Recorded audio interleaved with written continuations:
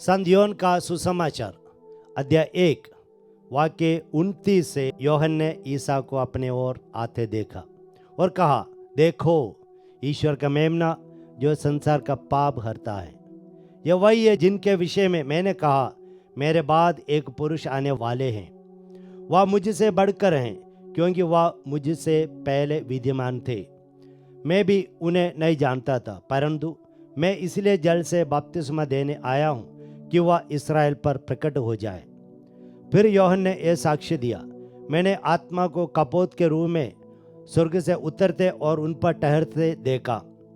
मैं भी उन्हें नहीं जानता था, परंतु जिसने मुझे जल से बपतिस्मा देने भेजा उसने मुझसे कहा था, तुम जिन पर आत्मा को उतरते और ठहरते देखोगे वही पवित्र आत्मा से बपतिस्मा देते हैं। मैंने देखा और साक्ष्य दिया कि यह ईश्वर के पुत्र हैं। प्यारे विश्वासियों, संत योहन बपतिस्ता ने यीशु मसीह को जाते हुए देखा तो योहन कहते हैं, देखो ईश्वर का मेमना जो संसार के पाप हर लेता है।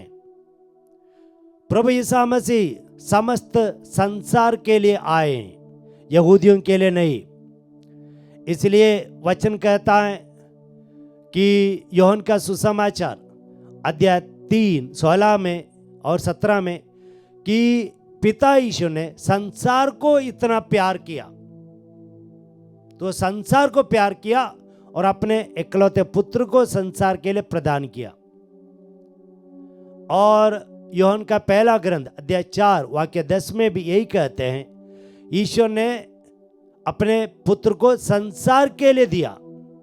तो यीशु मसीह समस्त मानव जाति के लिए आए, ये हम लोगों को याद रखना होगा। और क्या के लिए आए? पाप हरने के लिए। योहन बपतिस्ता को असल में क्या बोलना था?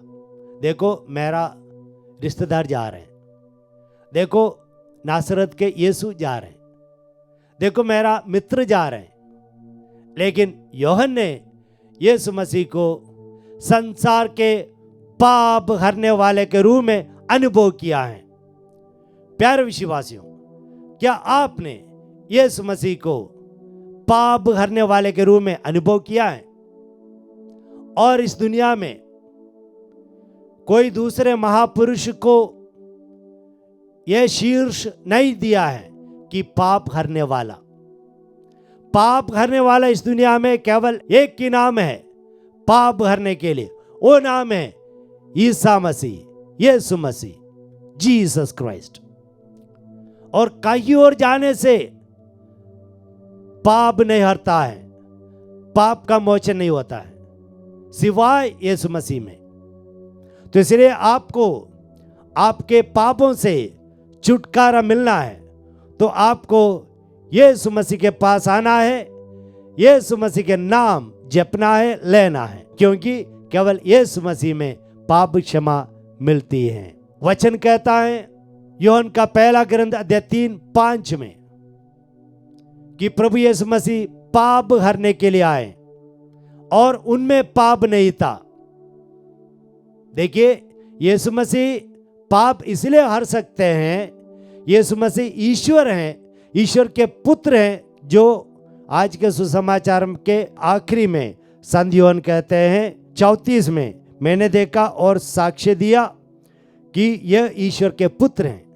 प्रभु यीशु मसीह पिता ईश्वर के पुत्र हैं। और योहन जो सुसमाचार लेखक योहन ने यह सुसमाचार क्यों लिखा? ताकि आप विश्वास करें कि यीशु मसीह ईश्वर के पुत्र हैं।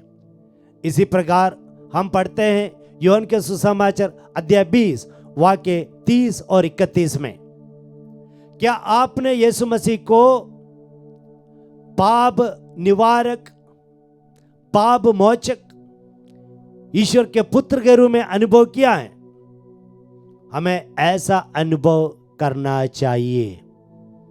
सब अनुभव किया है, जैसे नतानिएल ने अनुभव किया, जैसे मार्था ने अनुभव किया, जैसे पेतरुस ने अनुभव किया, जैसे संत पौलुस ने अनुभव किया, जैसे सभी प्रेरितों ने अनुभव किया।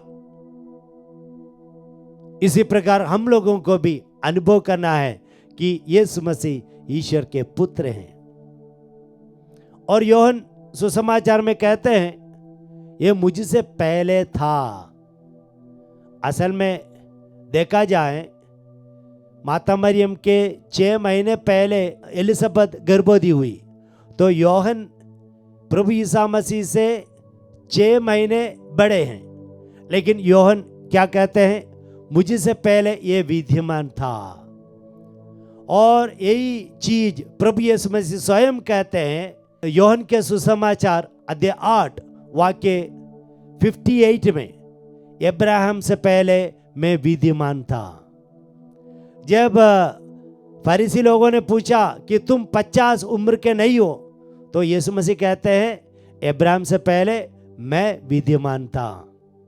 कहने का तात्पर्य यह है कि यीशु मसीह ईश्वर हैं, यीशु मसीह ईश्वर के पुत्र हैं और यीशु मसीह ईश्वर हैं।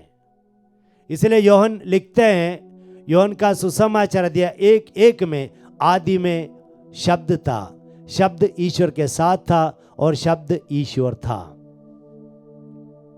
प्यारे विश्वासियों, वह प्रभु यीशु मसीह आपके जीवन में आना चाहते हैं, आपके जीवन में बदलाव लाना चाहते हैं।